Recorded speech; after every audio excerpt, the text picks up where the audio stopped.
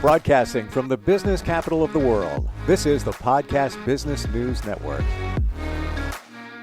Welcome back, everyone. We are creatures of habit. Not many of us like to make changes. We like life to be the same. You get up every day, rinse and repeat, have that cup of coffee, do your day. There's going to be changes along the way, but we don't normally institute change.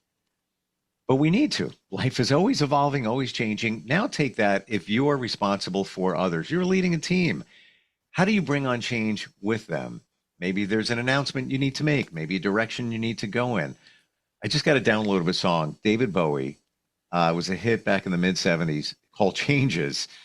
Changes, turn and face the strange. Changes. We're talking about changes today. She helps leaders all the time move their life forward. One of her niches is working with nonprofits, but she works with many in all different areas. And it's great to have her back here as our professional of the year. Carey's on the program. How are you doing? I'm really good. Really good. Looking forward to this conversation. Likewise. Why do we not fully embrace change? What's psychologically what's going on there? I think it's fear of the unknown. Yeah. And instead of embracing it and thinking, oh, I'm going to learn something new or something's going to be different, and looking at how you can face that and learn from it, we tend to step back and blame others for the change. We can be really negative. It is fear. It is. Thank you for saying that. It's much as I don't want to admit it, It is. Yeah. It is. And yeah, we've all been there. We've all been there, and many times on a daily basis. Do you feel that it's possible to rewire your thinking to look at change in a positive way? Well, I think so. And my job as a leader has always been, and if you want to be a successful leader, you need to be able to really approach change in a positive way for your team. Because you won't be successful with the change if you're not positive. They're going to take their cue from you. So absolutely. Karen, why don't we look at a hypothetical situation? I think that's a great idea. Yeah. I don't know. Let's say you have a company and they're making cutbacks, and there could be some staff changes. There could be some bonus structure changes. Again, I'm just top of my head, but it kind of follows suit with today's economic climate, if you will. Absolutely. Got to make that announcement. Now, with that change or changes, there might be some good things. You know what? We are going to let the staff work 4 days at home instead of 5. This we want, we can get that done. You need to make that announcement to your staff. Yeah. You're fearing it. You don't even know if your job's secure. Now you got to tell everybody else, hey, don't worry, whatever. How do you do that? This is the best way I'm going to describe it. How do you drink the Kool-Aid so that you feel comfortable in doing it? Right. I think first, as a leader, you have to examine your own saboteurs and really recognize if you're afraid of this change or if you're afraid of how your team is going to respond, and really get those negative feelings under control and look at how you can make this a positive experience for them.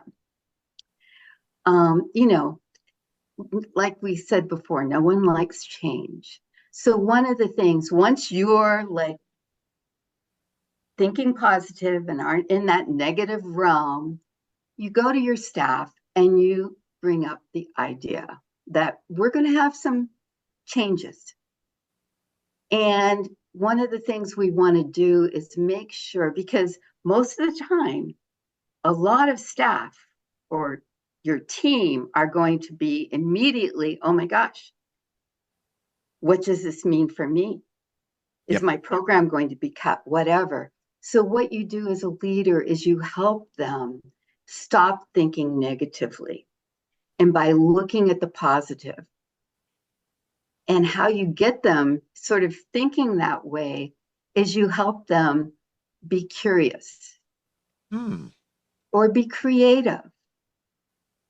And maybe, explain to them the purpose and passion of why we're doing this. It could be that someone asks a question like, what is the reason that we're doing this? I'm fearful. And one of the things as a leader you could say is, we want to improve how we're promoting ourselves, how we're delivering services. We want to do a better job. So we're going to make some changes to help that happen. So once you're able to have them really thinking positively about this and, use some empathy,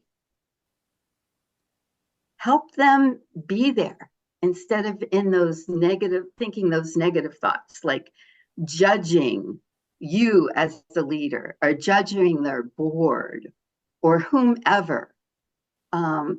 That's not going to be successful in getting a change to happen and have everybody to be on the same page.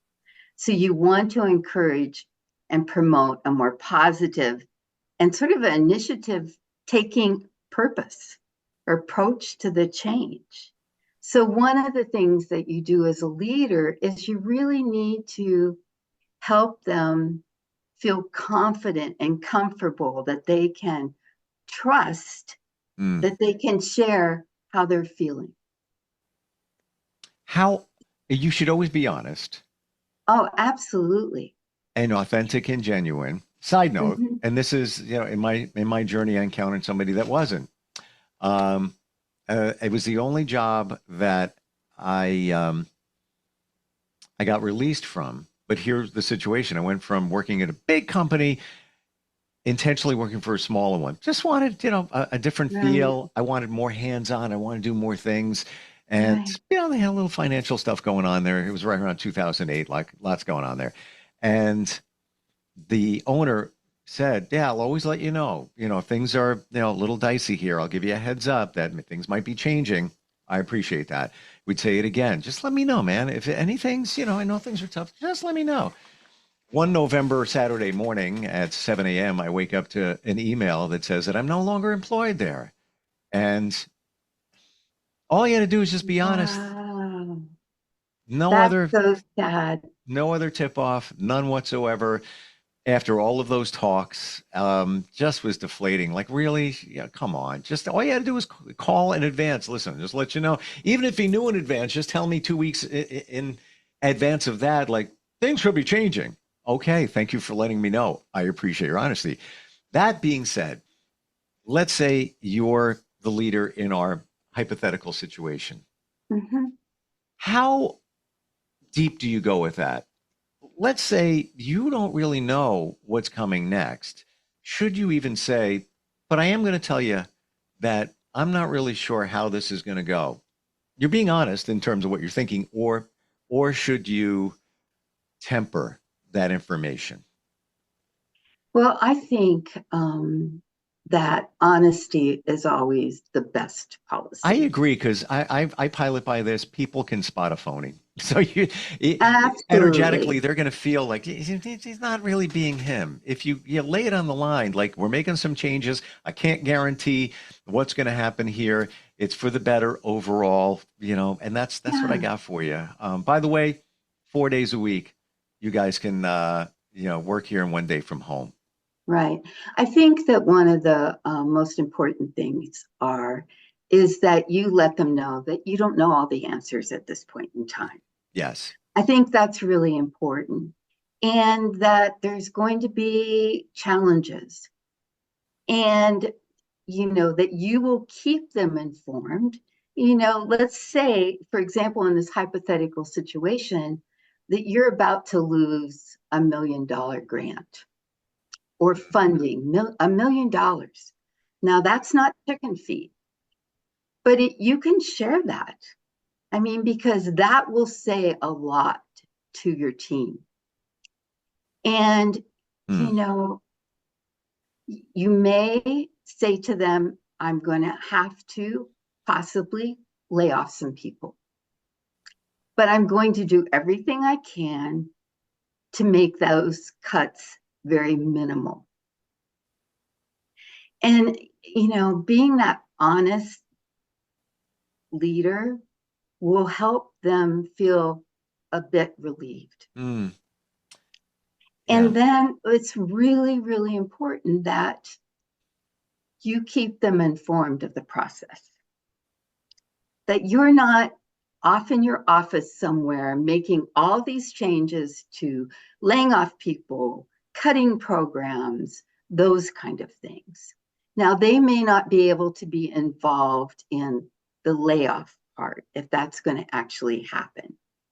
But there's going to be challenges along the way.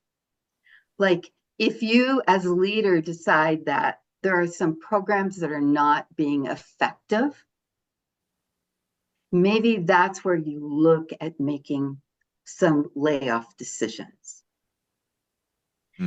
But there's going to be other challenges, like how do you manage this? I think it's really important to go to your team and empower them to help you with those challenges. Because if they're actually feel empowered and part of the change, then they'll feel like they have a stake in this. You know, if they are passionate about the work that they're doing, they're going to hopefully be looking at what is best for those people that they're serving or for the products that they're making. Do you feel like a lot of leaders in these situations, and it can happen often, take it personally? So that $1 million grant that was lost, it's not on them. That it is. I hate to use this term, but it is what it is. There's no other way to explain it. Oh, absolutely. And I think one of the things that happens when leaders approach the team with this whole scenario, they're fearful to have the team share their concerns because they're afraid that they will feel like it's all their fault and that the team will blame them. Yes. So that's why a lot of times leaders just skip that part. So, you know, how would you feel? I think you already gave that example. You weren't part of it at all. You thought, yes, there was some changes happening, but you had no idea that what that would mean. No. Until it was all over. And ultimately, I knew at some point it could lead to that situation. All I wanted to do was be informed as we discussed. That's it. Exactly. And I didn't think it was asking for much. And he's the one that even said it. I'll always keep. I can see it in my mind. Decades later, a day and a half. I'm like in his office. I'll let you know. Don't worry. You know, we're all good here. We're all good. Okay. Just follow through. Maybe that's the other lesson there. Leaders follow through. If you say something, like if you say, "I'll have an update for you Tuesday at 2 p.m."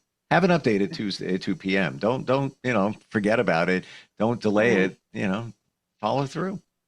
And I think that if you include your team and looking at the challenges and get them involved, you'd be surprised how often they will say, I don't want to lose my job, but my program is just really not delivering what we hoped it would. Because everybody in the room knows that. They know who's doing a good job and who's not doing a good job. They know, where the fluff is coming from, so get them involved and help them be a team in making these decisions. Now, when it's the actual potential laying off people, no, they can't make that decision. That's what they pay the leader to do. Your board or whomever, you have to make that decision. but help the staff understand, like maybe it's after the fact. You can't discuss like when a team member is doing a poor job. You can't talk about their job performance, but you can talk about the program is not being effective. It's not bringing in the revenue that we had originally hoped, because they're all sitting there, they know that. So sharing that, because if you want to truly be a team and you want them to see all the positive things that can come out of this change, then you need to bring them on board. Because remember, your team members, when they trust you as a leader and they're inspired by you, they're going to come up with maybe some dynamite ideas that you as a leader had never even thought of. They can be very innovative and maybe save a lot of money in regards to certain areas that it never even crossed your mind. So give them that opportunity to be involved. I'm getting from you the authenticity thing is so key in leadership. Like you just need to be real about all of this, you know? Absolutely. Absolutely. You'll find, for those leaders who are afraid to ask their team how they're feeling, shame on them. That's what it's all about. I mean, if it's not this scenario, it's going to be another scenario. Having your team feel confident and comfortable that they're able to share how they feel, whether it's positive or negative, is okay, because the leader is not perfect. The leader has problems, challenges, just like they do. Hopefully, the leader, if they're a good leader, they can rise above that. But there's nothing even wrong with saying, to your team, I'm struggling with this too. This is not easy. But we need, as a team, to do the best we can and come out of this looking good. So and having our program or our business be stronger than ever. We talk about change and connected to leadership. Along the way, should you be doing check-ins? Should you intentionally ask how the team is doing? How are you guys feeling? Should you leave it open to suggestion? Back in the day, it used to be the suggestion box. You fill something out and drop it in there. Is that okay?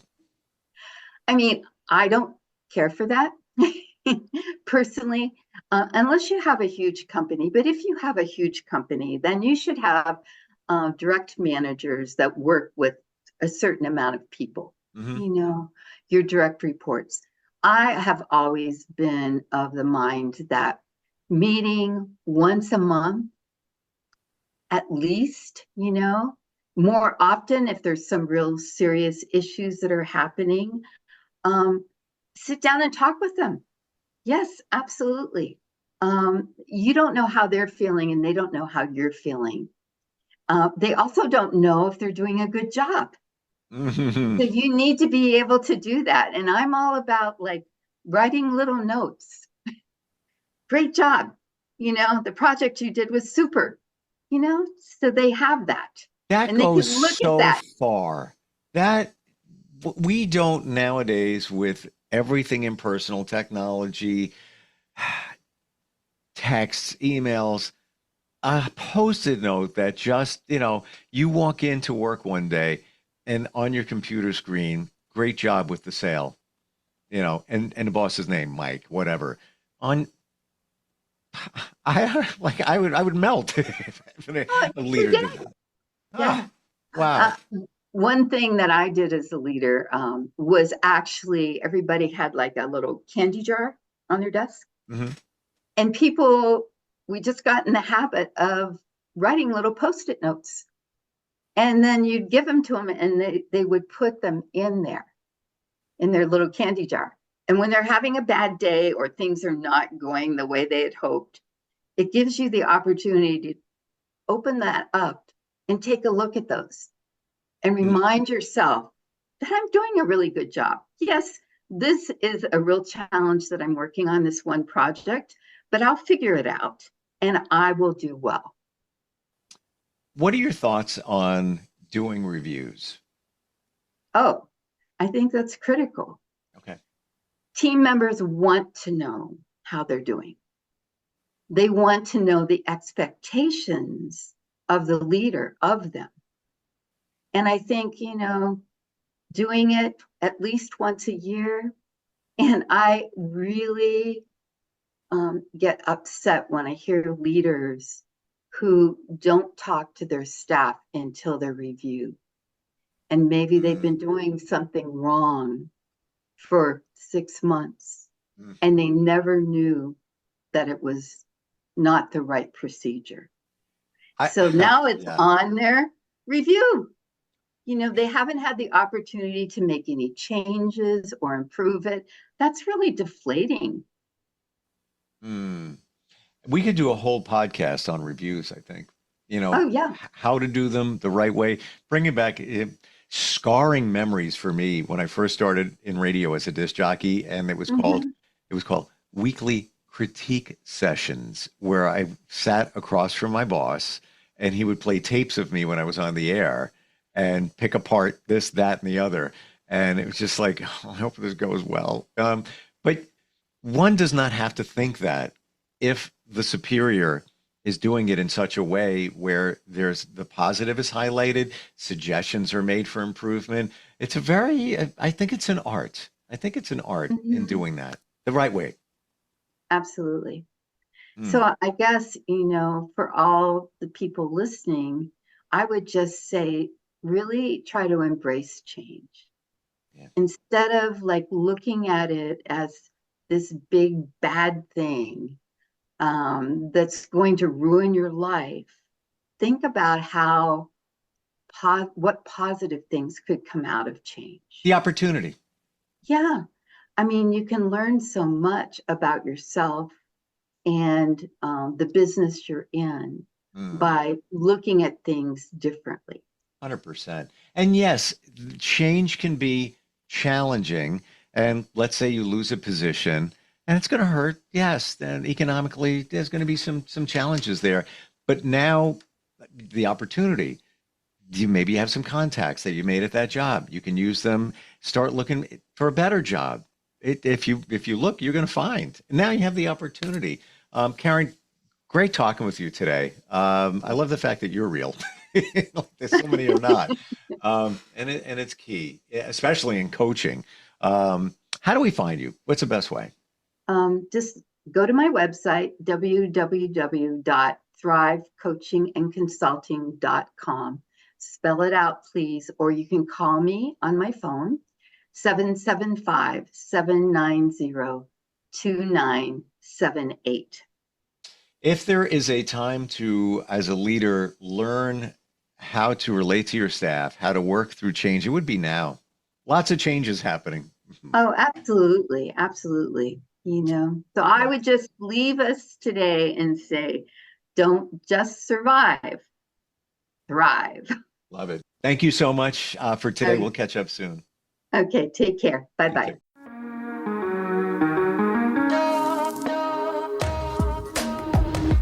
Broadcasting from the business capital of the world, this is the Podcast Business News Network.